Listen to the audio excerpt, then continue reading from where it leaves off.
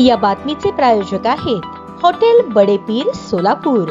Chicken biryani फक्त 60 रुपयात। केगाव येथील पोलीस प्रशिक्षण केंद्रात सोमवारी रात्रीच्या जेवणानंतर तब्बल 170 प्रशिक्षणार्थींना उलटी, जुलाब, पोटदुखी अशा गंभीर त्रासाला सामोरे जावे लागले। तात्काळ सर्वांना सोलापूरच्या शासकीय जिल्हा रुग्णालयात दाखल करण्यात आले। घटनेची माहिती मिळताच उपमुख्यमंत्री एकनाथ शिंदे व विधान परिषद उपसभापती डॉक्टर नीलम गोऱ्हे यांनी संवेदनशीलतेने तातडीने चौकशीचे आदेश दिले आहेत। त्यांच्या सूचनेनंतर शिवसेनेच्या प्रवक्त्या डॉक्टर ज्योती वाघमारे यांनी स्वतः रुग्णालयात धाव घेतली। त्यांनी सर्व प्रशिक्षणार्थींची आस्थेने विचारपूस करत उपचार व्यवस्थेचा आढावा घेतला। शासकीय रुग्णालयाचे अधिष्ठाता डॉक्टर ऋत्विक जयकर, जिल्हा रुग्णालयाचे civil surgeon doctor Suhas Mane, वैद्यकीय अधीक्षक डॉक्टर तोडकर, डॉक्टर कुलकर्णी यांच्याशी थेट चर्चा करून परिस्थितीचा तपशील जाणून घेतला। पोलीस प्रशिक्षण केंद्राच्या पोलीस अधिकारी संगीता हत्ती आणि पोलीस निरीक्षक अमोल गवळी यांच्याशी प्रशिक्षण केंद्रातील सोयी सुविधांबद्दल चर्चा करून आढावा घेतला। उपसभापती डॉक्टर नीलम गोऱ्हे यांनीही फोनवरून संबंधित अधिकाऱ्यांशी संवाद साधत तातडीने योग्य उपचार देण्याचे निर्देश दिले। वैद्यकीय अधिकाऱ्यांनी दिलेल्या माहितीनुसार सिव्हिल हॉस्पिटलमध्ये दाखल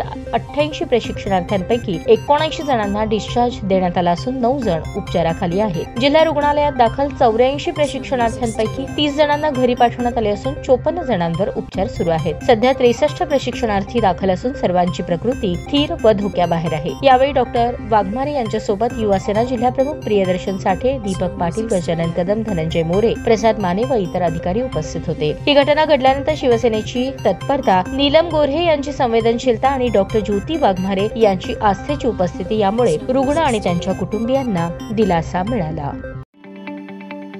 ताज्या बातम्या पाहण्यासाठी प्राईम महाराष्ट्र न्यूज चॅनलला सबस्क्राईब करा।